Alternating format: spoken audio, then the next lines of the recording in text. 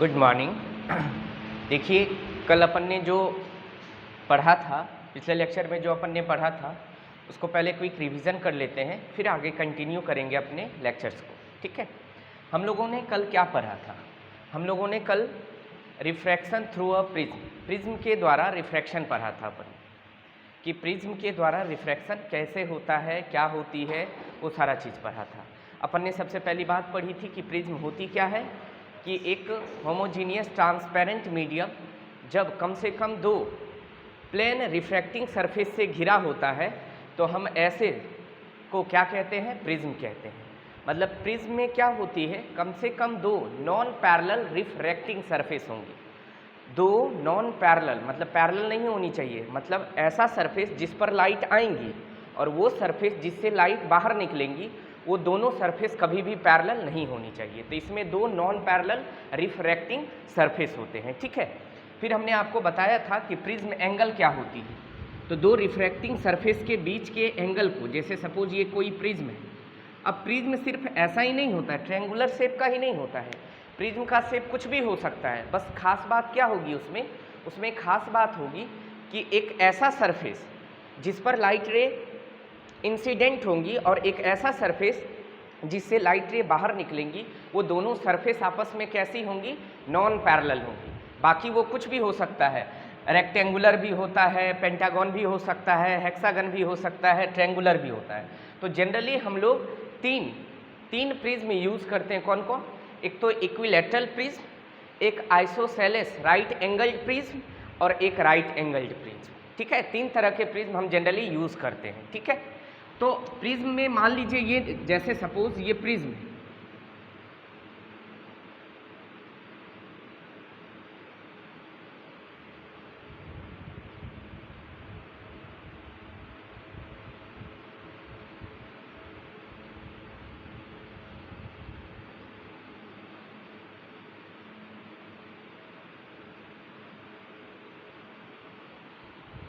ये एक सरफेस है नॉन पैरेलल रिफ्रैक्टिंग सरफेस, एक ये हुआ और एक ये हुआ। ये दोनों क्या है? आपस में रिफ्रैक्टिंग सरफेस है। और रिफ्रैक्टिंग सरफेस के बीच के एंगल को क्या कहते हैं? प्रिज्म एंगल कहते हैं, या एंगल ऑफ प्रिज्म। प्रिज्म कौन कहते हैं? एपेक्स एंगल कहते हैं, रिफ्रैक्टिंग एंगल होता है। और इसको क्या कहते हैं पता है? इसको कहते हैं रिफ्रैक्टिंग कॉर्नर्स। मतलब रिफ्रैक्टिंग सरफेस का ये क्या है? कॉर्नर्स है। तो ये अपन ने प्रिज्म के बारे में पढ़ा था। और सबसे पहली बात, प्रिज्म में क्या क्या और देखा था? सबसे पहली बात और प्रिज्म में अपन ने देखा था, एक पहला रिलेशन आया था क्या, कि एक बार अपन रे डायग्राम देख लेते हैं। ये सपोज कोई प्रिज्म है, ये क्या हो गया? Prism angle. मान लीजिए ABC एक कोई प्रिज्म है, ये प्रिज्म एंगल है। कोई लाइट रे इंसिडेंट हुई इसके AB सरफेस पर, तो AB सरफेस पर इस पॉइंट पर नॉर्मल इधर होगा, लाइट रे बाहर मीडियम कौन है? एयर। एयर का रिफ्रैक्टिव इंडेक्स 1। अंदर वाले मीडियम मतलब ये प्रिज्म जिस मटेरियल का बना है उसका रिफ्रैक्टिव इंडेक्स मान लीजिए म्यू है। इधर बाहर भी क्या है? एयर है, इसका रिफ्रैक्टिव इंडेक्स 1। बताइए लाइट कहाँ से कहाँ जा रही है? रेयरर से denser towards the normal bend कर जाएंगी। फिर लाइट इस सरफेस पर गिरा, इस सरफेस पे नॉर्मल ऐसा कहीं होगा। अब लाइट डेंसर से किधर जा रही है? रेयरर। किधर बेंड करेगी? Away from the normal. ये क्या होती थी? इंसिडेंट रे ने नॉर्मल के साथ जो एंगल बनाया, ये क्या है? Angle of incidence. और यहाँ मान लीजिए रिफ्रैक्टेड रे ने जो नॉर्मल के साथ एंगल बनाया, वो है एंगल ऑफ रिफ्रैक्शन। अब यहाँ पे इसको R2 बोल दिए। ये R2 क्या है? AB सरफेस के लिए I क्या है? Angle of incidence. R1 क्या है? Angle of refraction. मगर AC सरफेस के लिए R2 क्या है? Angle of incidence. और E क्या है? एंगल ऑफ इमरजेंस, है ना? ये क्या है? Angle of emergence. तो I होती है incidence angle, angle of incidence आपतन कोण R1, एंगल ऑफ रिफ्रैक्शन अपवर्तन कोण। इस AC सरफेस के लिए R2 क्या है? AC सरफेस के लिए R2 एंगल ऑफ इंसिडेंस है, मगर E क्या है? एंगल ऑफ इमरजेंस, निर्गत कोण। और इस रे को क्या कहते हैं? इस रे को कहते हैं इमरजेंट रे। क्या कहते हैं इसको? इमरजेंट रे, निर्गत किरण, इमरजेंट रे। इसको कहते हैं इमरजेंट रे बोले तो निर्गत किरण, और इसको कहते हैं इंसिडेंट रे बोले तो आपतित किरण। कोई दिक्कत? चलिए, इसमें एक रिलेशन अपन ने लाया था, A बराबर क्या? R1 plus R2। पहला रिलेशन यही आया था, A बराबर R1 प्लस R2। फिर अपन ने डेविएशन निकाला था प्रिज्म के लिए, क्या आया था I प्लस E माइनस ए, ये होती है deviation by the prism. Prism के द्वारा किसी रे का कितना डेविएशन होता है I plus E minus A.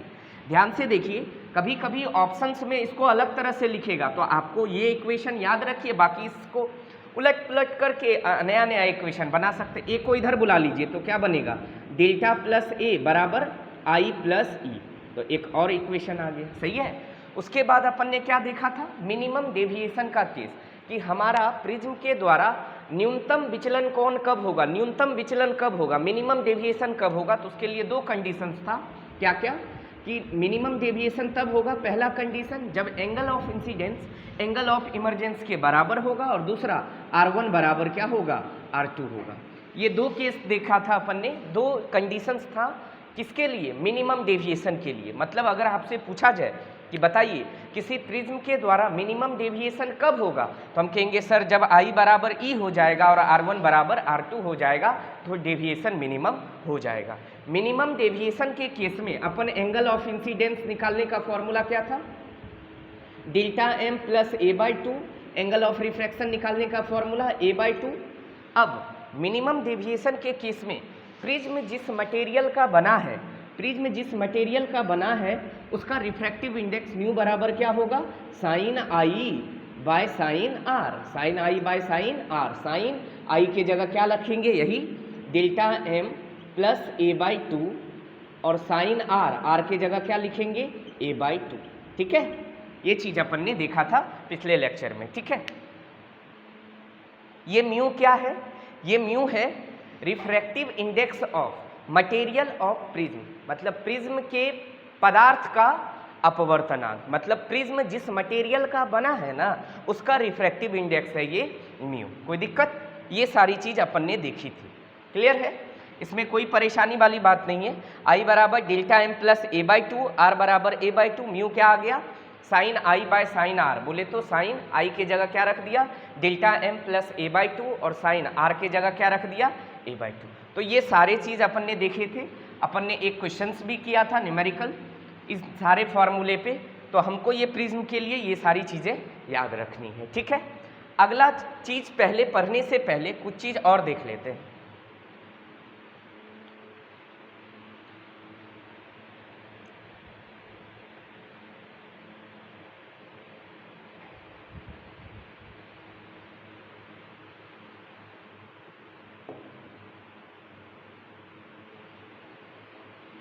Next,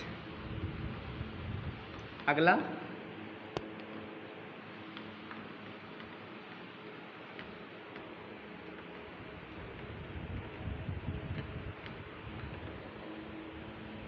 इधर देखिए, फिर से वही बात, मिनिमम डेविएशन का ही केस है। इन इंपॉर्टेंट लाइन है, इन case of minimum deviation of prism, in case of minimum deviation, न्यूनतम विचलन कोण के स्थिति में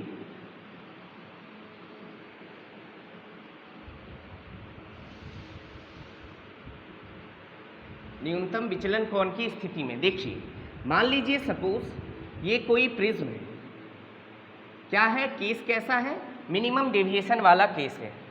मान लीजिए ये A है और ये क्या है, B है, और ये क्या है, C है। मान लीजिए कोई लाइट रे इस सरफेस पे ऐसे इंसिडेंट हुई और इस पॉइंट पर नॉर्मल ऐसा होगा, लाइट रे ने नॉर्मल के साथ एंगल बनाया I, लाइट रे रेयर से किधर जा रही है, डेंसर, अंदर का रिफ्रैक्टिव इंडेक्स न्यू है, रेयर से denser towards the normal bend कर जाएंगी।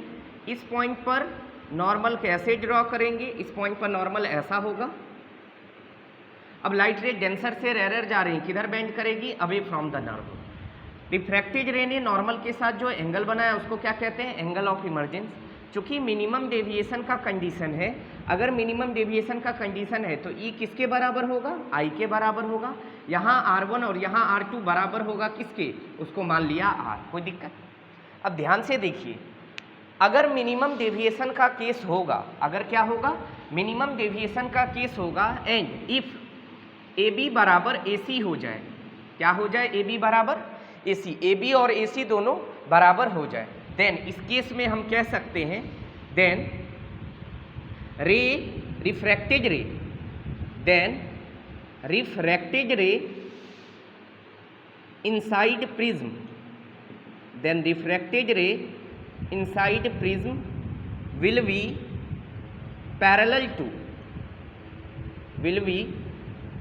to the base of the prism, will be parallel to base of the prism। देखिए हमने क्या बोला कि अगर मिनिमम डेविएशन का केस होगा, अगर क्या होगा, मिनिमम डेविएशन का केस होगा, तो अगर ये प्रिज्म है और इस प्रिज्म में दो नॉन पैरेलल रिफ्रैक्टिंग सरफेस होगी ना, अगर वो दोनों नॉन पैरेलल रिफ्रैक्टिंग सरफेस अगर बराबर हो, मतलब AB की लंबाई अगर AC के बराबर हो जाए, तो क्या कह रहा है, इस केस में इस प्रिज्म के अंदर का जो रिफ्रैक्टेड रे होगा, प्रिज्म के अंदर रिफ्रैक्टेड रे यही है ना, ये रिफ्रैक्टेड रे इस प्रिज्म का बेस कौन होगा, BC ही ना बेस होगी, अरे यही ना बेस हुई, आधार तो यही हुई ना।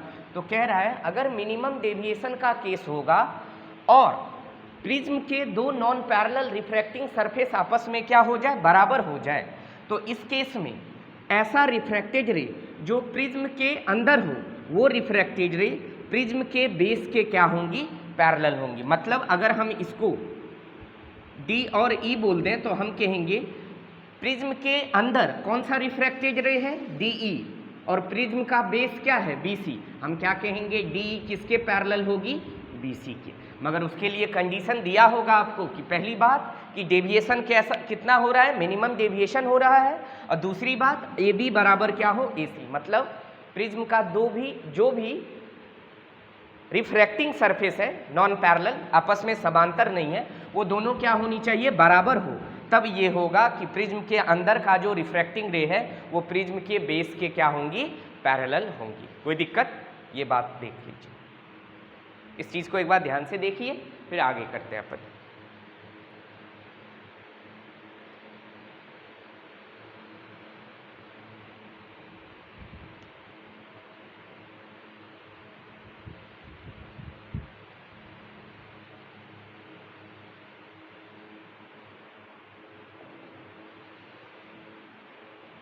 नेक्स्ट,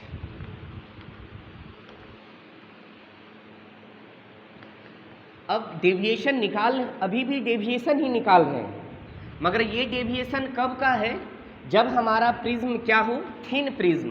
कैसा प्रिज्म हो, थिन प्रिज्म। इसका क्या मतलब है sir, in case of, note डाल के है, इन case of small angle prism, small angle prism, small angle prism को ही दूसरा नाम और क्या कहते हैं, थिन प्रिज्म। मतलब प्रिज्म हमारा कैसा है, पतला है, मतलब छोटे प्रिज्म कोण, छोटे कोण वाले प्रिज्म के, इन case of small angle prism, छोटे कोण वाले प्रिज्म के स्थिति में, मतलब हम क्या निकाल रहे हैं, deviation in case of small angle prism, छोटे कोण वाले प्रिज्म के स्थिति में विचलन। मतलब अभी क्या था, अभी हमारा प्रिज्म का जो प्रिज्म एंगल थी वो बड़ी थी, 35 डिग्री, 60 डिग्री, 40 डिग्री ऐसा था। तो सर हम कब जानेंगे एंगल हमारा प्रिज्म एंगल क्या रहेगा जो हम उसको मानेंगे स्मॉल एंगल प्रिज्म, जब हमारा prism angle less than 10 degree हो, जब हमारा प्रिज्म एंगल अप्रोक्सीमेट लगभग अगर 10 डिग्री से छोटी हो, तब हम ऐसे प्रिज्म को क्या मानेंगे, थिन प्रिज्म, पतला प्रिज्म। अरे भाई दो लाइन के बीच में 10 डिग्री का एंगल, बहुत पतली लाइन होगी ना आपस में, ऐसे 10 डिग्री एंगल किसके बीच में बनेगा, देखिए ऐसा, इन्हीं दोनों के बीच में नहीं बनेगा। तो जब अगर एंगल 10 डिग्री से छोटा होगा दो नॉन पैरेलल रिफ्रैक्टिंग सरफेस के बीच में, तो क्या देखिए प्रिज्म नहीं लग रहा है, पतला प्रिज्म है। तो जब दो नॉन पैरेलल रिफ्रैक्टिंग सरफेस के बीच का एंगल 10 डिग्री से छोटा हो, मतलब अगर प्रिज्म एंगल या एपेक्स एंगल या रिफ्रैक्टिंग एंगल अगर 10 डिग्री से छोटा है तो ऐसे प्रिज्म को अपन क्या कहेंगे, स्मॉल एंगल प्रिज्म या इसी को कहते हैं थिन प्रिज्म। अब इस केस में डेविएशन कितना होगा वही निकाल रहे हैं अपन। Angle of deviation in case of, ऐसे लिख लेते हैं, angle of deviation in case of small angle prism, छोटे कोण वाले प्रिज्म की स्थिति में विचलन कोण। मतलब जब हमारा प्रिज्म एंगल बहुत छोटा होगा, मतलब हमारा प्रिज्म का एंगल जो है, प्रिज्म एंगल वो बहुत छोटा हो, मतलब थिन प्रिज्म हो, तो उस केस में एंगल ऑफ डेविएशन मतलब विचलन कोण कितना होगा। पहली बात ये अपन पढ़ रहे हैं। अब हम मन में कैसे समझेंगे, सर ये वाला फॉर्मूला जो अभी ड्राइव करेंगे ये लगाएंगे या पहले एक फॉर्मूला और पढ़ चुके हैं ना, डेल्टा बराबर आई प्लस ई माइनस ए, ये तो पढ़ चुके हैं ना, डेल्टा बराबर आई प्लस ई माइनस ए डेविएशन। ये है किसी भी प्रिज्म के लिए, मतलब अगर प्रिज्म एंगल ज़्यादा है तब तो ये लगा लेंगे, मगर अगर प्रिज्म एंगल 10 डिग्री से छोटा है तब ये वाला फॉर्मूला नहीं लगाएंगे। तो कौन सा लगाएंगे वही अपन देख रहे हैं। मान लीजिए सपोज ये कोई प्रिज्म है, क्या है ये प्रिज्म, ये प्रिज्म एंगल क्या है 10 डिग्री से छोटा है, मतलब ये बहुत पतला प्रिज्म है। अब इस प्रिज्म पर अपन ने क्या किया, एक लाइट रे को इंसिडेंट कराया। लाइट रे जिस पॉइंट पर गिरा उस पॉइंट को क्या कहेंगे, पॉइंट ऑफ इंसिडेंस। कितने एंगल पे आया, एंगल ऑफ इंसिडेंस आई।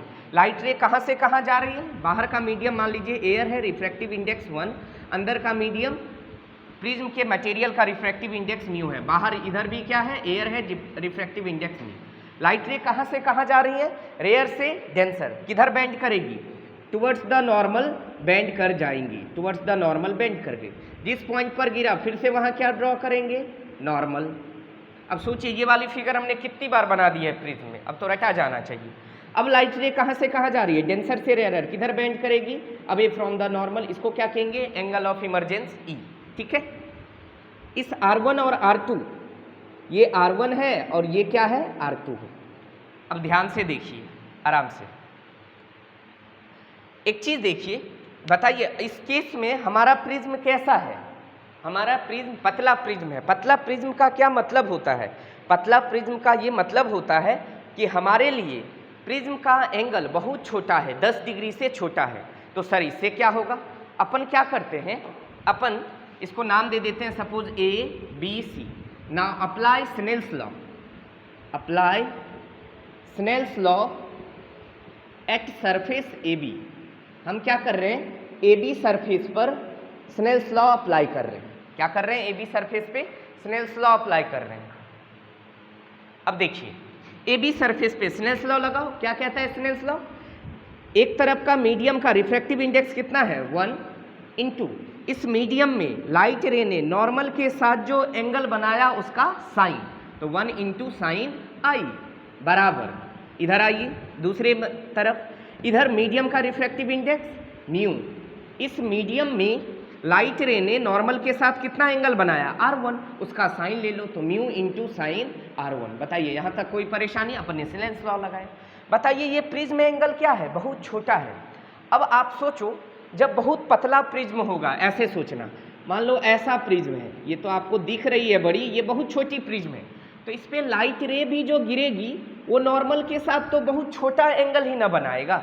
मतलब अगर प्रिज्म क्या हो, पतला हो, मतलब अगर प्रिज्म एंगल क्या हो, बहुत छोटा हो, तो हम कहेंगे ये जितना ये सारा एंगल आई R1 R2E सारा क्या होगा, बहुत छोटा होगा। तो अगर prism angle less than 10 degree है तो हम इस केस में कह सकते हैं कि ये प्रिज्म एंगल बहुत बहुत ज़्यादा छोटा है। इसका मतलब ये I भी छोटा होगा, R1 भी बहुत छोटा होगा, R2 भी बहुत छोटा होगा और E भी बहुत छोटा होगा। अब ध्यान से सुनिए, साइन I अगर बहुत छोटा, मतलब I एंगल बहुत छोटा है, क्यों I क्यों छोटा है, क्योंकि सर प्रिज्म एंगल ही बहुत छोटा है। और अपन ने ऐसा पढ़ा था क्या, if theta is very small, sine theta को टेन थीटा या दोनों को थीटा के बराबर लिखा जा सकता है, ऐसा जानते हैं अपन। क्या जानते हैं, if theta is very small, अगर थीटा क्या हो, बहुत छोटा हो, तो साइन थीटा को अप्रॉक्सीमेट किसके बराबर, टेन थीटा के बराबर, इन दोनों को अप्रॉक्सीमेट किसके बराबर, थीटा के बराबर लिखा जा सकता है। हम जानते हैं कि अगर थीटा क्या हो, बहुत छोटा हो, तो साइन थीटा को किसके बराबर, टेन थीटा के बराबर, और टेन थीटा साइन थीटा को दोनों को अप्रॉक्सीमेट थीटा के बराबर लिखा जा सकता है। तो बताइए क्या यहाँ आई एंगल बहुत छोटा है तो साइन आई को डायरेक्ट आई लिख दें, mu into sine R1, R1 बहुत छोटा है तो साइन R1 को क्या लिख दें, R1 लिख दें, तो आई बराबर हो गया म्यू R1।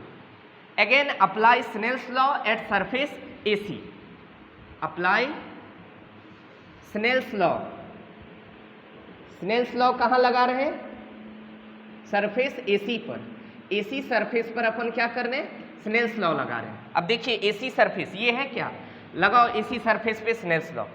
इधर एक तरफ का मीडियम का रिफ्रैक्टिव इंडेक्स कितना, म्यू, इस मीडियम में लाइट रे ने नॉर्मल के साथ एंगल कितना बनाया, R2, तो ये बन जाएगा, उसका साइन लेंगे ना तो म्यू इंटू साइन R2। बाहर इधर वाले मीडियम का रिफ्रैक्टिव इंडेक्स 1, इस वाले मीडियम में लाइट रे ने नॉर्मल के साथ एंगल कितना बनाया, E, उसका क्या ले लेंगे, साइन, तो ये बन जाएगा साइन E। ये क्या बना, फिर से वही बात मैंने बोला, प्रिज्म एंगल बहुत छोटा है तो I भी बहुत छोटा होगा, R1 भी छोटा होगा, R2 भी छोटा होगा, E भी छोटा होगा, और जब R2 बहुत छोटा है तो क्या साइन R2 को डायरेक्ट लिख दें, R2 बराबर साइन E को डायरेक्ट लिख दें, E बराबर म्यू R2, इक्वेशन नंबर दूसरा। कोई दिक्कत? अब ध्यान से देखिए, अपन ने डेविएशन क्या पढ़ा था, डेविएशन का फॉर्मूला अपन ने पढ़ा था प्रिज्म के लिए I plus E minus E, मगर हमारा प्रिज्म एंगल तो इस बार क्या है, बहुत छोटा है।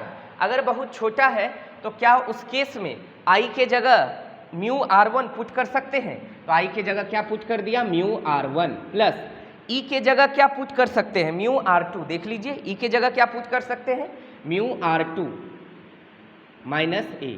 देखिए इन दोनों में कुछ कॉमन है, इन दोनों में म्यू कॉमन है, तो ये बन जाएगा R1 plus R2 minus A। बताइए R1 प्लस R2 क्या होती है, क्या अपन जानते हैं, आज पढ़ा था आने के साथ कि A बराबर क्या होता है, R1 प्लस R2, ऐसा होता है क्या A बराबर, तो चूंकि अपन जानते हैं A बराबर R1 प्लस R2 होता है तो ऐसा लिखें mu into A minus A। क्यों लिखा है ऐसा, चूंकि सर अपन जानते हैं R1 प्लस R2 बराबर क्या होता है A, इन दोनों में कॉमन ले लीजिए A, तो क्या बन जाएगा म्यू माइनस 1 इंटू A। मतलब ये भी डेविएशन का फॉर्मूला है और ये भी डेविएशन का फॉर्मूला है। अंतर क्या है सर, जब हमारा प्रिज्म स्मॉल एंगल प्रिज्म होगा, मतलब थिन प्रिज्म होगा, मतलब प्रिज्म एंगल अगर 10 डिग्री से छोटा होगा, तब डेविएशन प्रिज्म के द्वारा अगर निकालना होगा तो क्या फॉर्मूला लगाएंगे, म्यू माइनस 1 इंटू A, और नॉर्मल ऐसे क्या लगाएंगे प्रिज्म के लिए deviation, I plus E minus A। बात समझ में आई, हमने क्या सिखाया, हमने सिखाया कि अगर स्मॉल एंगल प्रिज्म हो, मतलब थिन प्रिज्म हो, तो थिन प्रिज्म के केस में डेविएशन का फॉर्मूला क्या होगा, mu minus 1 into A, mu minus 1 into A। इस पर एक क्वेश्चंस करते हैं, बहुत अच्छा क्वेश्चन है।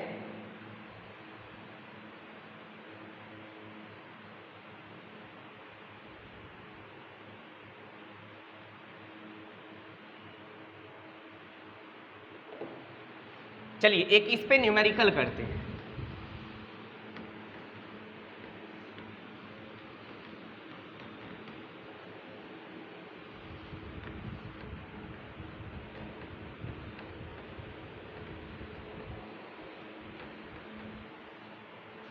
क्वेश्चन देखिए, कैलकुलेट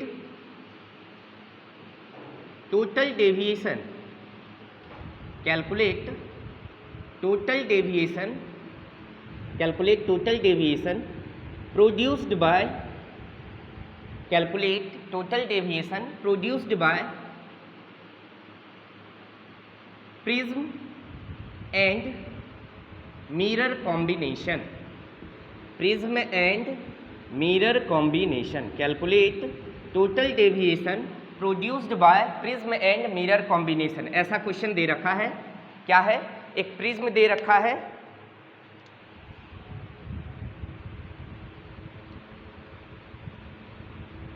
ये प्रिज्म एंगल 4 डिग्री है, इसका म्यू 1.5 है, इस पर एक लाइट रे ऐसे परपेंडिकुलरली इंसिडेंट हो रही है और एक मिरर यहाँ पे रखा हुआ है।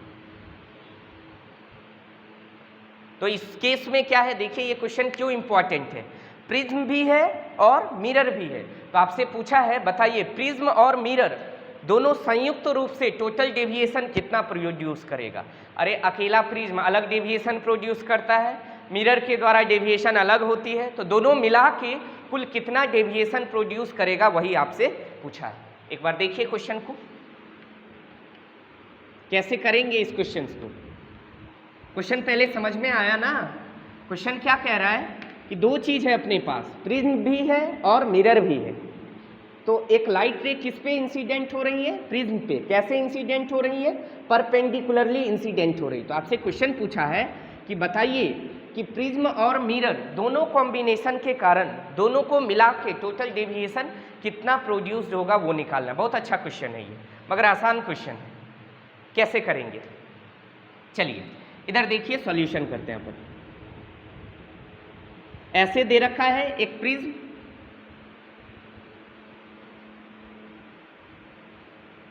ये एंगल कितना 4 डिग्री, इसका रिफ्रैक्टिव इंडेक्स कितना 1.5, सही है, ठीक। इस पर लाइट रे कैसे इंसिडेंट हो रही है, परपेंडिकुलर। इस पर लाइट रे कैसे इंसिडेंट हो रही है, परपेंडिकुलर। आराम से बताइए अगर किसी सरफेस पे लाइट परपेंडिकुलरली इंसिडेंट होगा तो क्या ये बिना डेविएटेड प्रोपगेट कर जाएगा। तो ये डायरेक्ट ये लाइट रे कैसे चली जाएंगी, ऐसे बिना कहीं भी मुड़े हुए ये डायरेक्ट क्या होगा, इस सरफेस पे गिरेगा।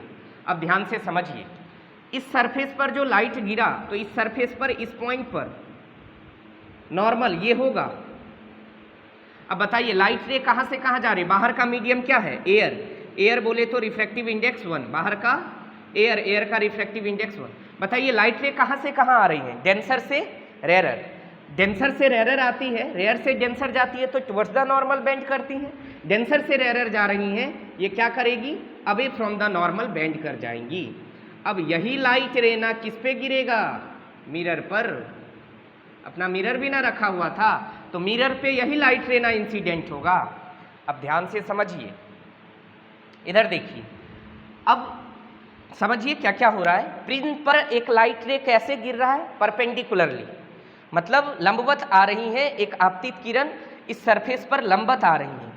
तो जो परपेंडिकुलर लाइट रे है ये बिना मुड़े हुए डायरेक्टली ऐसे इस सरफेस से निकलते हुए इस सरफेस पे स्ट्राइक करेगा ना।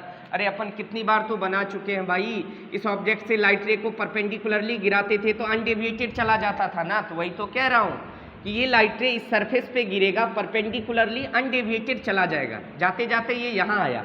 अब यहाँ ये परपेंडिकुलर नहीं है जो अनडेविएटेड चला जाएगा, तो हमने क्या किया, इस पॉइंट पे नॉर्मल ड्रॉ किया। अब बताइए लाइट रे कहाँ से कहाँ जा रही है, डेंसर से रेरर। अगर लाइट रे डेंसर से रेरर जाएंगी तो किधर बेंड करेंगी, away from the normal. Rare to denser जाती है तो टुवर्ड्स द नॉर्मल, डेंसर से रेरर जाती है तो away from the normal. Away from the normal bend करके ये लाइट रे यहाँ आ गया, कोई दिक्कत। अब ये लाइट रे किस पे गिर रही है, मिरर पे। तो बताइए मिरर के इस पॉइंट पर ये लाइट रे गिर रही है तो क्या इस पॉइंट पर नॉर्मल ऐसा होगा, सॉरी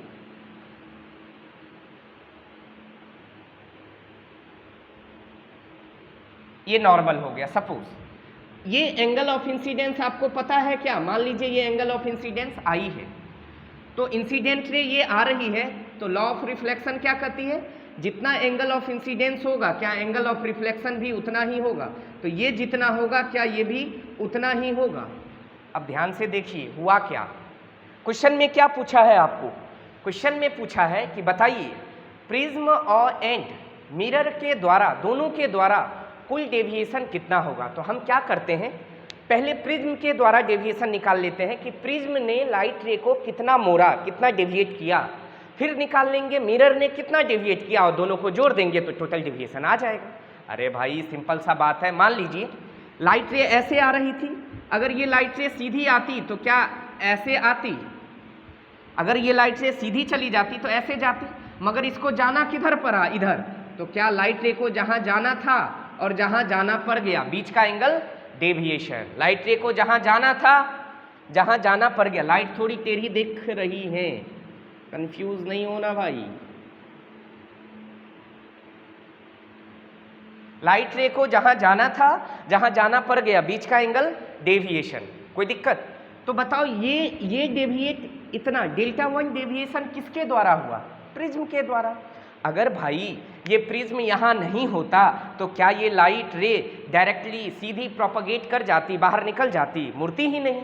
मगर ये मुड़ी किसके कारण? ये मुड़ी है प्रिज्म के कारण। तो ये डेल्टा वन किसके द्वारा डेविएशन है? डेल्टा वन डेविएशन है प्रिज्म के द्वारा। अब प्रिज्म के द्वारा डेविएशन कितना होता है? तो कहोगे सर हम तो अभी दो फॉर्मूला पढ़े हैं, एक I plus e minus a और दूसरा formula mu minus one into a. तो सर कौन सा लगाएं, हमको कैसे पता चलेगा? तो हम देखेंगे प्रिज्म कैसा है। क्या प्रिज्म एंगल 10 डिग्री से छोटा है? हाँ, मतलब ये स्मॉल एंगल प्रिज्म है, थिन प्रिज्म है। तो इस प्रिज्म के द्वारा डेविएशन कितना लिखेंगे अपन? म्यू माइनस वन इंटू ए। बताइए डेविएशन कितना है, सॉरी म्यू कितना है प्रिज्म का? 1.5 माइनस वन। प्रिज्म एंगल कितना दिया है? 4। तो ये हो गया 1.5 माइनस 1 हो जाएगा 0.5 गुना 4, 0.5 इंटू 4, डेसिमल हटाया यहाँ 10, 5 टू जा 10, 2 टू जा 4, डेल्टा वन कितना आ गया? 2 डिग्री। मतलब प्रिज्म ने इस लाइट रे को कितना डेविएट किया? 2 डिग्री। आंसर आ गया? नहीं, हमको तो टोटल डेविएशन पूछा है कि प्रिज्म और मिरर दोनों मिल के टोटल कितना डेविएट किया। अच्छा सर, ये तो डेविएशन किसके द्वारा हुआ? प्रिज्म के द्वारा, मतलब डेल्टा वन कितना आ गया? 2 डिग्री। अब सर मिरर कितना डेविएट किया? याद कीजिए, हमने आपको बताया था deviation by angle of deviation by mirror, single mirror और 2 इंक्लाइंड मिरर दोनों के द्वारा डेविएशन बताया था। आप भूल गए होंगे, मैं आपको याद दिलाता हूँ। ऐसा, ये नॉर्मल, ये लाइट रे इंसिडेंट हुई आई एंगल से, ये इधर रिफ्लेक्ट कर गई इधर, तो ये हो जाएगा R। और जानते हैं लॉ ऑफ रिफ्लेक्शन क्या कहती है? एंगल ऑफ रिफ्लेक्शन बराबर एंगल ऑफ इंसिडेंस। तो क्या इस R को भी I लिख दें? लाइट रे को जहां जाना था, कहां जाना था? इधर जाना पड़ गया, इधर बीच का एंगल डेविएशन। अब देखो, क्या ये एक स्ट्रेट लाइन है? एक स्ट्रेट लाइन पे टोटल एंगल कितना बनता है? 180। तो अपन लिख दें डेल्टा प्लस आई बराबर क्या होगा? 180। तो ये बन जाएगा डेल्टा प्लस 2i बराबर क्या हो जाएगा? 180। तो डेल्टा बराबर हो जाएगा 180 माइनस 2i। ये निकाला था अपन ने मिरर के द्वारा डेविएशन, कि अगर कोई लाइट रे किसी प्लेन मिरर पर इंसिडेंट हो तो कितना डेविएशन होता है? 180 माइनस 2i। मैंने बोला भी था कि डेविएशन किस पे डिपेंड कर रहा है? एंगल ऑफ इंसिडेंस पे, आपतन कोण पे डिपेंड कर रहा है। ठीक है, तो क्या अपने को मिरर कितना इस लाइट रे, अच्छा मिरर पे लाइट रे कौन आ रही है? ये ना, ये लाइट रे मिरर पे आ रही है। तो इस लाइट रे को ये मिरर रे कितना डेविएट किया? तो हम सिंपल फिर से वही कहेंगे, लाइट रे को जाना था इधर, चला गया इधर, बीच का एंगल डेविएशन। मगर ये डेविएशन किसके द्वारा प्रोड्यूस हुआ? मिरर के द्वारा। तो मिरर के द्वारा डेविएशन का फॉर्मूला क्या जानते हैं अपन? मिरर के द्वारा डेविएशन का फॉर्मूला जानते हैं 180 minus 2i। 180 minus 2i। Mirror के द्वारा डेविएशन कितनी होती है? 180 माइनस 2i। तो हमको क्या निकालना पड़ेगा? i बोले तो इस मिरर पर जो इंसिडेंट रे आ रही है वो नॉर्मल के साथ कितना एंगल बना रही है? i अपने को निकालना पड़ेगा। अब ये i कैसे निकाले? क्वेश्चन में तो दिया हुआ ही नहीं है। क्या करें, क्वेश्चन छोड़ दें? नहीं, क्वेश्चन छोड़ेंगे नहीं, क्वेश्चन करेंगे। कैसे? थोड़ी सी अकल लगाएंगे।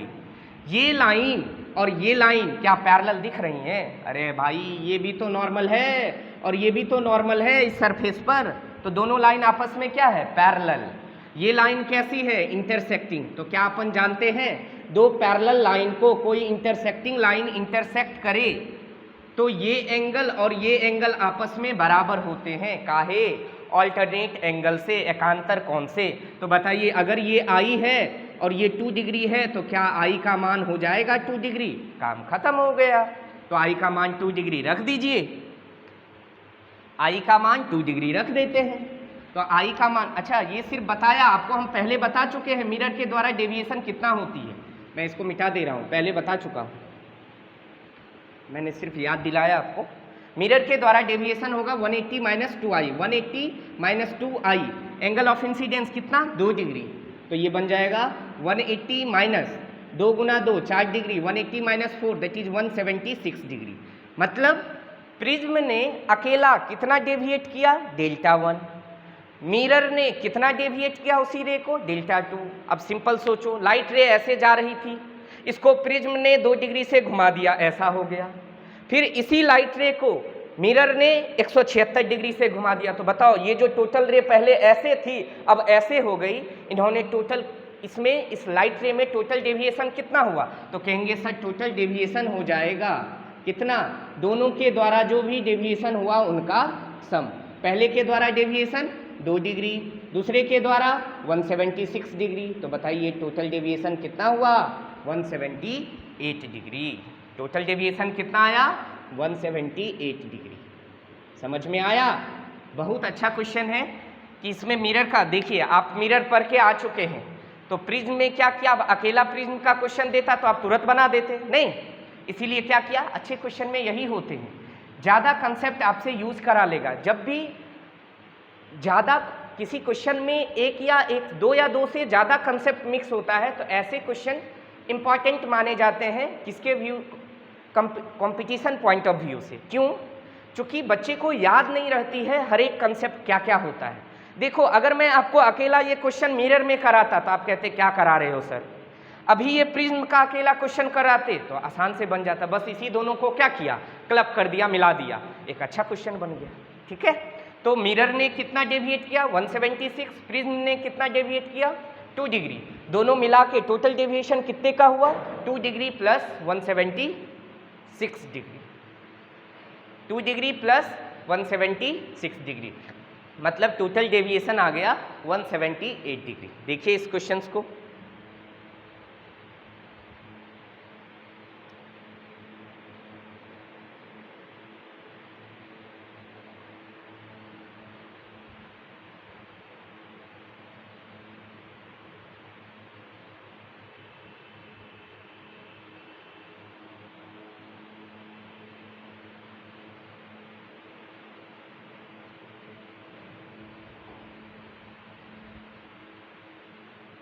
चलिए आगे देखते हैं। नेक्स्ट टॉपिक प्रिज्म में ही है।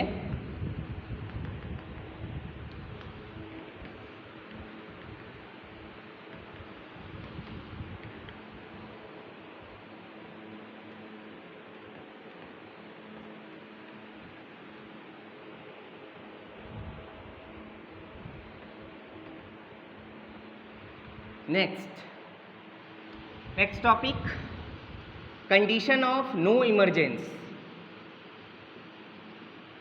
Conditions of no emergence. No emergence की कंडीशन मतलब समझिए इसका क्या मतलब हुआ कि सर कोई प्रिज्म है, इस प्रिज्म पर कोई लाइट रे इंसिडेंट हुई, इस प्रिज्म पर कोई लाइट रे इंसिडेंट हुआ, तो मान लीजिए सपोज ये लाइट रे इंसिडेंट हो गया, इस पॉइंट पर नॉर्मल कैसा होगा, ऐसा। लाइट रे किधर से किधर जा रही है, मान लीजिए एंगल ऑफ इंसिडेंस आई है, लाइट रेयर से डेंसर, बाहर एयर, कुछ नहीं दिया है एयर, अंदर प्रिज्म के मटेरियल का रिफ्रैक्टिव इंडेक्स म्यू, फिर से बाहर रिफ्रैक्टिव इंडेक्स एयर, एयर का रिफ्रैक्टिव इंडेक्स 1। लाइट रे कहाँ से कहाँ जा रही हैं? रेयर से डेंसर। किधर से? रेयर से डेंसर। किधर बेंड करेगी? टुवर्ड्स द नॉर्मल बेंड कर जाएंगी। अब इस पॉइंट पर नॉर्मल क्या है? ऐसा। अब ध्यान से सुनिए, यहीं पे इंपॉर्टेंट है, क्या बोल रहा है? Condition of no emergence. बताइए इमरजेंट रे किसको कहते हैं? जो फाइनली यहाँ बाहर आती है उसी को ना इमरजेंट कहते हैं। आपको क्वेश्चन में क्या पूछा जा रहा है कि इमरजेंस नहीं होनी चाहिए, मतलब ये लाइट रे इधर नहीं जानी चाहिए, मतलब किधर? इधर आ जाना चाहिए, मतलब यही लाइट रे इधर कब आएगा? ये लाइट रे इधर कब आएगा? जब ये एंगल कम से कम या तो इधर आ जाए या फिर अपन क्या कहेंगे, हाँ ऐसा हो जाए, तभी ना कहेंगे ये लाइट रे उधर नहीं गया। तो बताइए ये जो यहाँ पे एंगल होगा, यहाँ एंगल इसको कहते हैं अपन R1, इसको क्या कहते हैं अपन R2। बताइए इस सरफेस पर ABC, बताइए AC सरफेस पर जो लाइट गिर रही है वो कौन है? ये लाइट रे है, और ये लाइट उसी मीडियम में वापस लौट रही है। बताइए जबकि मीडियम इधर अलग है इधर अलग है, ऐसा कब होता है? जब क्या R2 की वैल्यू क्या होनी चाहिए? क्रिटिकल एंगल से बड़ी होनी चाहिए। बाबू TIR नहीं हो गया, अगर लाइट रे डेंसर से रेयर जा रहा हो और angle of incidence critical angle से ज़्यादा हो तो लाइट उसी मीडियम में वापस लौट जाती है। नहीं समझ में आया मैं क्या कह रहा हूँ? ध्यान से सुनिए। ये लाइट रे, ये सरफेस है, इस सरफेस पे ये लाइट गिर रही है। क्वेश्चन में कह रहा है कि लाइट बाहर नहीं निकलना चाहिए। बताइए लाइट बाहर कब नहीं निकलेगा, इसकी क्या कंडीशन होगी? तो सिंपल बात है, ये लाइट इंसिडेंट हुआ, रेयर से डेंसर जा रही थी, टुवर्ड्स द नॉर्मल बेंड कर गया। अब इसी लाइट को हमको बाहर नहीं निकालना है, इसी मीडियम में वापस लाना है। इसका मतलब यहाँ TIR कराना है ना। TIR कब होता है? जब ये एंगल R2 क्या होना चाहिए? क्रिटिकल एंगल से ज़्यादा होना चाहिए। तो क्या अपन पहला कंडीशन लिख दें कि R2 की वैल्यू क्या होनी चाहिए? क्रिटिकल एंगल से बड़ी होनी चाहिए। कोई दिक्कत? इक्वेशन नंबर पहला। नाउ इक्वेशन नंबर दूसरा, आइए AB पर, AB सरफेस पे स्नेल्स लॉ लगा दीजिए। Apply Snell's law, apply Snell's law at surface AB। AB सतह पर क्या लगाएंगे? स्नेल का नियम। आइए इधर रिफ्रैक्टिव इंडेक्स 1, इस मीडियम में लाइट रे ने नॉर्मल के साथ एंगल कितना बनाया? I, उसका साइन ले लीजिए 1 इंटू साइन I। दूसरे मीडियम का रिफ्रैक्टिव इंडेक्स म्यू, दूसरे मीडियम में लाइट रे ने नॉर्मल के साथ कितना एंगल बनाया? R1, तो म्यू इंटू साइन R1। सही है। अब इधर देखो साइन I म्यू को इधर भेज दीजिए, म्यू बराबर क्या होगा बाबू? साइन R1 होगा। तो क्या यहाँ से अपन लिख सकते हैं? बोलो क्या लिख सकते हैं? साइन R1 बराबर क्या हो जाएगा? Sine I by mu. अब ध्यान से, अगर हमको R1 चाहिए, साइन को उधर भेज दीजिए तो ये क्या बनेगा?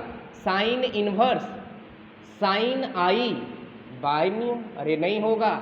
अगर याद कीजिए साइन थीटा बराबर आ जाए 2/3 तो थीटा का मान कितना लिखते हैं? साइन इनवर्स 2/3 लिखते हैं ना बाबू।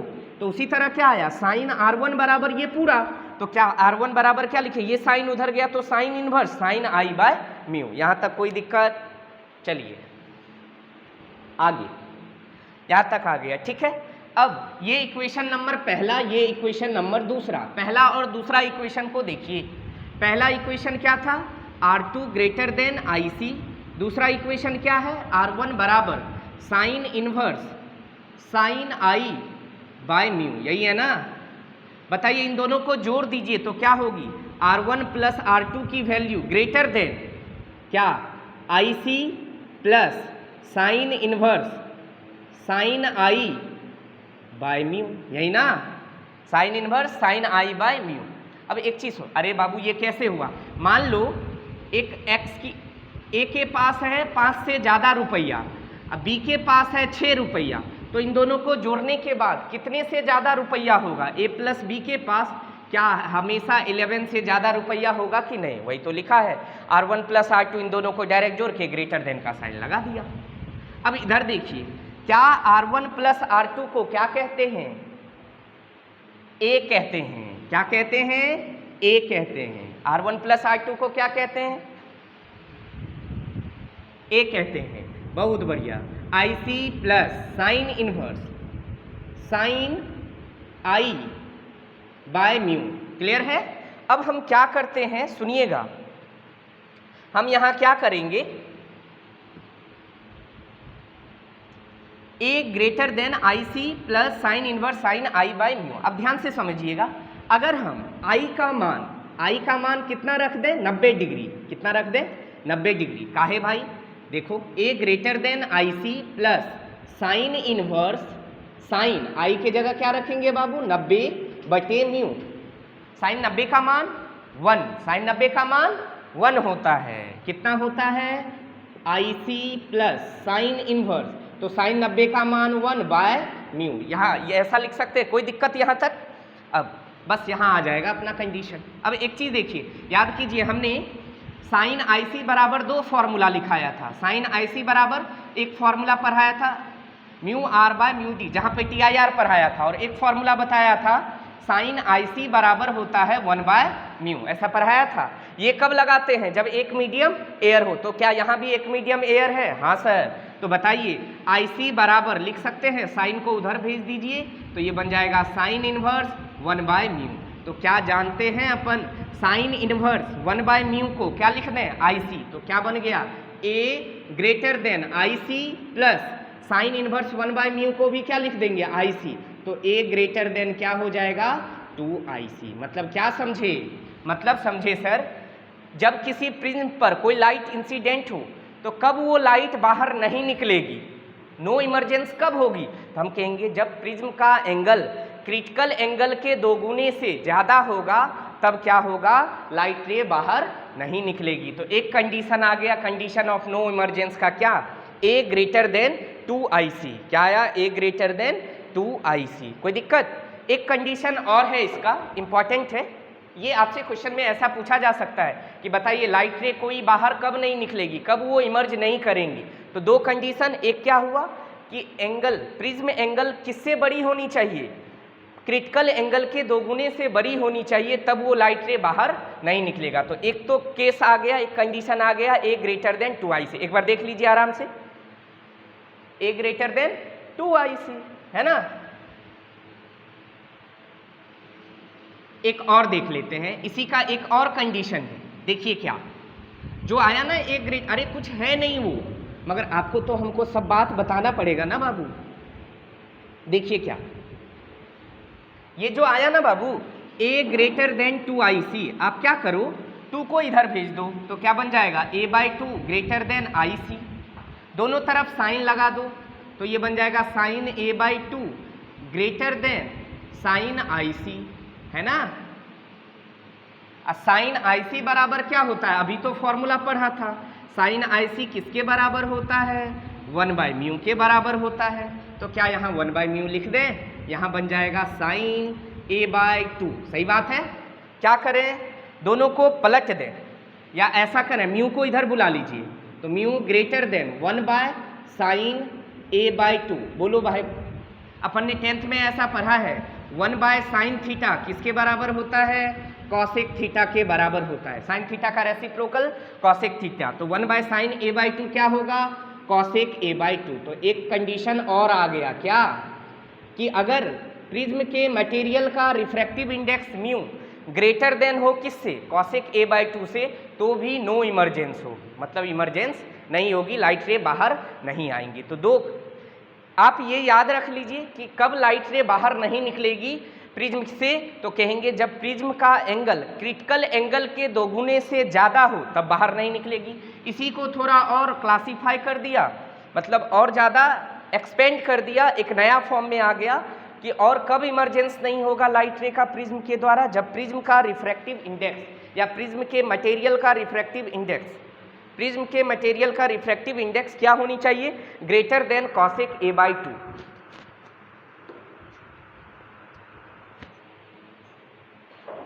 एक और लास्ट टॉपिक बचा है बस, मतलब आज के लिए, आज के लेक्चर का एक और छोटा सा टॉपिक है, उसको कर लेते हैं आज, बस इतना ही रहने देंगे, फिर कल करेंगे, ठीक है ना भाई।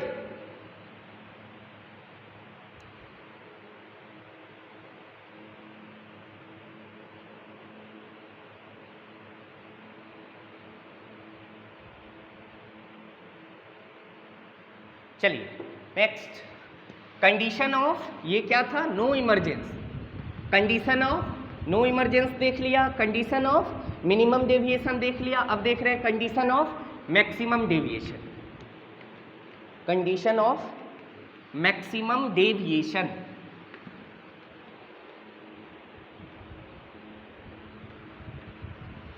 कंडीशन ऑफ मैक्सिमम डेविएशन, देखिए बाबू इधर,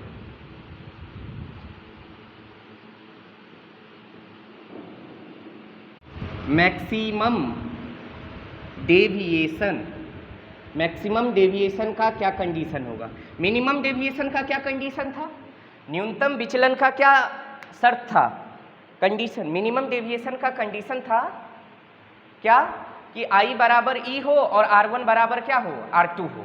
अब अपन देख रहे हैं कि डेविएशन मैक्सिमम कब होगा, मैक्सिमम डेविएशन का, अधिकतम विचलन का क्या कंडीशंस होगा। जैसे मान लीजिए सपोज ये कोई प्रिज्म है, ठीक है, ये प्रिज्म है, इस बाहर का रिफ्रैक्टिव इंडेक्स कितना है, 1 है, अंदर मटेरियल का रिफ्रैक्टिव इंडेक्स म्यू, बाहर फिर से एयर, एयर का रिफ्रैक्टिव इंडेक्स 1। कोई लाइट रे मान लीजिए यहाँ पे इंसिडेंट हुई, इस पॉइंट पर क्या करेंगे, नॉर्मल ड्रॉ करेंगे। अब लाइट रे कहाँ से कहाँ जा रही है, रेयर से डेंसर, तो टुवर्ड्स द नॉर्मल बेंड कर जाएंगी, टुवर्ड्स द नॉर्मल बेंड करेंगी। अच्छा ठीक है भाई। अच्छा, और फिर इस पॉइंट पर लाइट रे कहाँ जाएंगी, डेंसर से रेयरर, तो away from the normal bend कर जाएगी। अब एक बात ध्यान से देखिएगा, इसको R1 इसको R2, मैक्सिमम डेविएशन कब होगा। देखिए इनिशियली इंसिडेंट रे कौन है, यही ना, ये इनिशियल इंसिडेंट रे है और ये क्या है, फाइनल इमरजेंट रे। ये है इनिशियली इंसिडेंट रे और ये क्या है, फाइनल इमरजेंट रे, यही ना होगा नेट डेविएशन। तो कह रहा है ये डेविएशन मैक्सिमम कब होगा, तो ये मैक्सिमम होने के लिए किसी एक रे को फिक्स कर देते, इमरजेंट रे को फिक्स कर देते। अगर इंसिडेंट रे को ऐसे ऐसे ऐसे ऐसे बढ़ाते बढ़ाते कहाँ तक ले जा सकते हैं, आप ही देखो लाइट रे यहाँ है, इसको बढ़ाते बढ़ाते कहाँ तक ले जा सकते हैं, यहाँ अंदर से कैसे लाइट आएगा। हम ऐसा कहें कि डेविएशन मैक्सिमम तभी होगा जब ये जो एंगल ऑफ इंसिडेंस है इसकी वैल्यू क्या हो जाए, मैक्सिमम। और बताइए यहाँ पे मैक्सिमम एंगल ऑफ इंसिडेंस की वैल्यू कितनी होगी, 90 डिग्री के बराबर। अरे बाबू ये लाइट रे है ना और ये फाइनली इमरजेंट रे है, इन्हीं दोनों के बीच के एंगल को ना डेविएशन कहेंगे। अगर ये लाइट रे के एंगल को और बढ़ाते चले जाएं तो क्या डेविएशन बढ़ता, अरे भाई अभी ये लाइट ऐसे है, ऐसे होगा एंगल बढ़ेगा और होगा और बढ़ेगा, तो इस लाइट को बढ़ा बढ़ा के कहाँ लेके जा सकते हैं, इस लाइट को बढ़ा बढ़ा के उसी पोजीशन पे ना ले जा सकते हैं जब ये लाइट रे सीधी ऐसे चली जाए। मतलब अगर ये इंसिडेंट लाइट रे इसी पाथ पे चल जाए और ये रहे फाइनली इमरजेंट रे, तो क्या ये मैक्सिमम डेविएशन होगा, वही कह रहे हैं। तो एक बात यहाँ से समझ में आ गई, बोलो क्या, कि सर मैक्सिमम डेविएशन तब होगा जब एंगल ऑफ इंसिडेंस कितनी होनी चाहिए, मतलब मैक्सिमम डेविएशन के केस में maximum deviation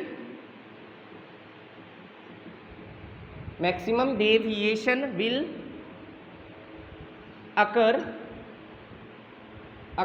when angle of incidence, जब एंगल ऑफ इंसिडेंस आपतन कोण किसके बराबर हो जाए, 90 डिग्री के बराबर हो जाए।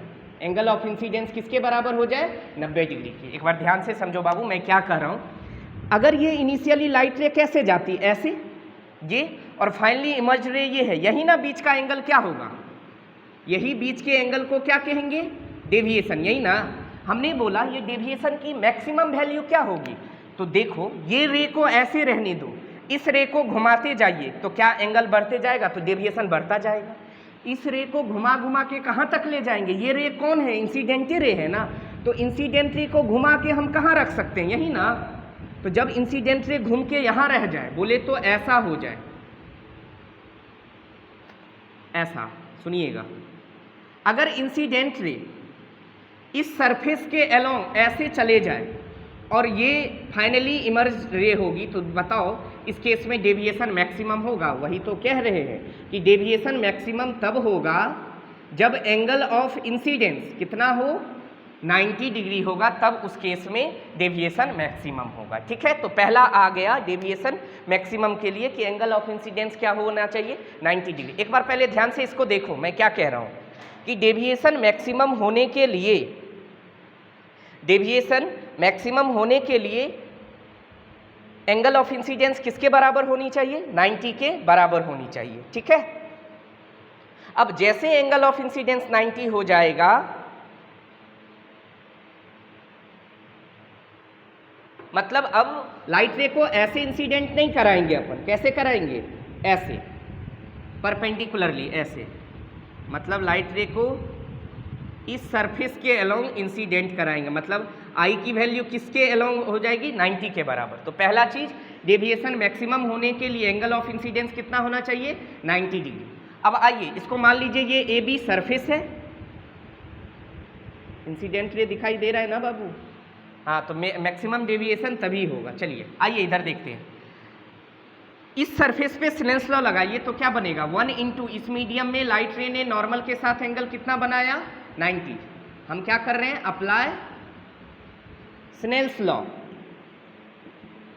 Apply Snell's law at surface a b surface पर क्या कर रहे हैं, स्नेल्स लॉ लगा रहे हैं। तो इस मीडियम का रिफ्रैक्टिव इंडेक्स 1, इस मीडियम में लाइट रे ने नॉर्मल के साथ एंगल कितना बनाया 90, तो साइन 90 बराबर इस मीडियम का रिफ्रैक्टिव इंडेक्स म्यू इस इनटू इस मीडियम में लाइट रे ने नॉर्मल के साथ एंगल कितना बनाया R1, तो ये हो जाएगा म्यू इंटू साइन R1। ठीक है, साइन 90 का मान 1, म्यू इंटू साइन R1, सही है। म्यू को इधर भेज दीजिए तो 1/म्यू बराबर क्या हो गया साइन R1, तो यहाँ से R1 बराबर साइन को इधर भेज दीजिए तो ये बन जाएगा साइन इनवर्स 1/म्यू। याद कीजिए अभी तो बोला था साइन IC बराबर क्या होती है 1/म्यू, तो बताइए IC बराबर क्या हो जाएगा साइन इनवर्स 1/म्यू। तो साइन इनवर्स 1/म्यू को क्या क्रिटिकल एंगल के बराबर लिखा जा सकता है, तो ये किसके बराबर हो गया IC के बराबर हो गया। तो IC बराबर क्या हो गया R1। अब अपन क्या जानते थे, अपन जानते हैं R1 प्लस R2 किसके बराबर होता है A के बराबर होता है। R1 प्लस R2 किसके बराबर होता है A के। R1 का मान कितना आया IC प्लस R2 बराबर क्या आ गया A, तो बताइए R2 का मान यहाँ से क्या आ जाएगा A माइनस IC।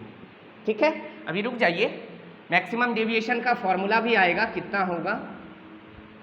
तो R1 बराबर क्या आ गया IC, R2 बराबर क्या आ गया A माइनस IC।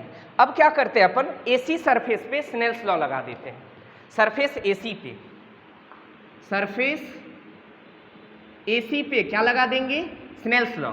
क्या कहता है इधर का रिफ्रैक्टिव इंडेक्स म्यू, इस मीडियम में लाइट रे ने नॉर्मल के साथ एंगल बनाया R2, तो साइन R2 उसका साइन ले लेना है। इधर का रिफ्रैक्टिव इंडेक्स 1 इंटू इस मीडियम में लाइट रे ने नॉर्मल के साथ एंगल बनाया E, तो 1 इंटू साइन E, सही है। तो म्यू इंटू साइन R2 बराबर 1 इंटू साइन E। ध्यान से देखिए म्यू इंटू साइन, बोलिए बाबू R2 को लिख सकते हैं A माइनस IC बराबर क्या होगा साइन E, सही बात है। तो साइन E बराबर आ गया कितना mu into sine A minus IC। ठीक है, तो यहाँ से E बराबर क्या हो जाएगा, साइन उधर जाएगा तो ये बन जाएगा साइन इनवर्स, साइन उधर जाएगा क्या बन जाएगा sine inverse mu sign A minus IC। E बराबर क्या आ गया, तो क्या क्या हुआ सुनिए, मैक्सिमम डेविएशन कब होगा जब एंगल ऑफ इंसिडेंस किसके बराबर हो जाए 90 डिग्री के, और एंगल ऑफ इमरजेंस किसके बराबर हो जाए sine inverse mu of sine A minus IC की। तो बताइए अब मैक्सिमम डेविएशन होगा कितना, मैं यहाँ लिख दूँ डेल्टा मैक्स का होगा, डेल्टा की वैल्यू क्या होती है I plus E minus A। तो डेल्टा मैक्सिमम कब होगा जब I का मान 90 हो, E का मान वो जो निकाला sine inverse sine mu of sine A minus IC। मैं यहाँ लिख दे रहा हूँ, थोड़ा सा लेंदी लंबा सा फॉर्मूला है इसलिए यहाँ लिख दे रहा हूँ। मैक्सिमम डेविएशन बराबर क्या हो गया I plus E minus A। बताइए डेविएशन मैक्सिमम कब होगा जब I का मान किसके बराबर 90 के बराबर, E का मान किसके बराबर sine inverse of mu sign A minus IC। Delta max तब होगा जब एंगल ऑफ इंसिडेंस 90 हो जाए, angle of emergence sine inverse mu sign A minus IC plus I plus E minus A। यहाँ क्या आ जाएगा एपेक्स एंगल बोले तो प्रिज्म एंगल। तो ये हो गया मैक्सिमम डेविएशन का फॉर्मूला। ठीक है, मैक्सिमम डेविएशन का फॉर्मूला क्या आया I plus E minus A में I के जगह क्या रख देंगे 90, E के जगह sine inverse mu sign A minus IC minus A। ठीक है, ये है मिनिमम डेविएशन मैक्सिमम डेविएशन। इसका एक छोटा सा ग्राफ है, बस इसी को बताने के लिए मैंने ये पूरा बताया था। बताइए डेविएशन मिनिमम कब हुआ था जब I बराबर E था, angle of incidence angle of emergence के बराबर था। ये ग्राफ वेरी वेरी इंपॉर्टेंट है, बहुत ज़्यादा महत्वपूर्ण ग्राफ है। किसके बीच में, एक तरफ क्या है, एक तरफ है angle of deviation delta, angle of deviation विचलन कोण, एक तरफ क्या है डेल्टा है और एक तरफ क्या है एंगल ऑफ इंसिडेंस आपतन कोण, एंगल ऑफ इंसिडेंस I।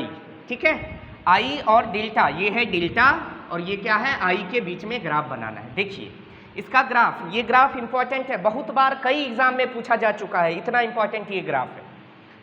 आई और डेल्टा के बीच का ग्राफ देखिए क्या होती है, बताइए मिनिमम डेविएशन कब था, जब आई बराबर ई था। आई बराबर ई पे डेविएशन क्या था, मिनिमम। तो मान लेते हैं हम यहाँ ये एंगल ऑफ इंसिडेंस को एंगल ऑफ इमरजेंस के बराबर और इस पॉइंट के करस्पॉन्डिंग मिनिमम डेविएशन होगा, सही बात है, डेल्टा मिनिमम होगा। और उसके बाद आई को बढ़ाते जाएंगे, डेविएशन बढ़ता जाएगा, इसका ग्राफ ऐसा होता है। और ये है आई बराबर 90 डिग्री पे, डेविएशन की वैल्यू क्या होगी, मैक्सिमम होगी। ये है deviation versus angle of incidence के बीच का ग्राफ, खुला हुआ कटोरा, आधा कटोरा नहीं, ऐसा ग्राफ। ये जेईई मेंस 2013 में आया था, ये क्वेश्चन सीधे 4 ग्राफ दिया हुआ था कि बताइए एंगल ऑफ डेविएशन और एंगल ऑफ इंसिडेंस के बीच का कौन सा ग्राफ है। 4 ग्राफ था, वैसे आप पूरी फिजिक्स पढ़ लेंगे तो ऐसी बहुत सारी ग्राफ दिखेगी, तो तभी आपको थोड़े याद रहेगा कौन सा ग्राफ करेक्ट है। मगर ध्यान रखना है एंगल ऑफ डेविएशन और एंगल ऑफ इंसिडेंस के बीच का ग्राफ क्या होता है, ये होता है प्रिज्म के लिए, ठीक है। आई बराबर ई पर मिनिमम डेविएशन, आई बराबर 90 डिग्री पे मैक्सिमम डेविएशन और ग्राफ ऐसा होता है, ठीक है। इंपॉर्टेंट ग्राफ है, वेरी वेरी इंपॉर्टेंट, ठीक है। तो आज अपन ने क्या पढ़ा, कल तो अपन मिनिमम डेविएशन का केस पढ़े ही थे, आज क्या क्या पढ़े, नो इमरजेंस का केस कि कब लाइट रे बाहर नहीं जाएंगी, कंडीशन ऑफ नो इमरजेंस। और क्या पढ़ा था कि अगर कोई लाइट रे किसी प्रिज्म से पास कर रही हो और उस प्रिज्म का दोनों नॉन पैरेलल रिफ्रैक्टिंग सरफेस बराबर हो, तो अंदर वाली रिफ्रैक्टेड रे जो प्रिज्म के अंदर है और बेस ऑफ प्रिज्म आपस में पैरेलल होती है, आज का पहला टॉपिक। फिर कंडीशन ऑफ नो इमरजेंस क्या निकाला था, ए ग्रेटर देन 2IC, और दूसरा कि प्रिज्म के मटेरियल का refractive index mu greater than होनी चाहिए किसके, कॉसेक A/2 के बराबर, ठीक है।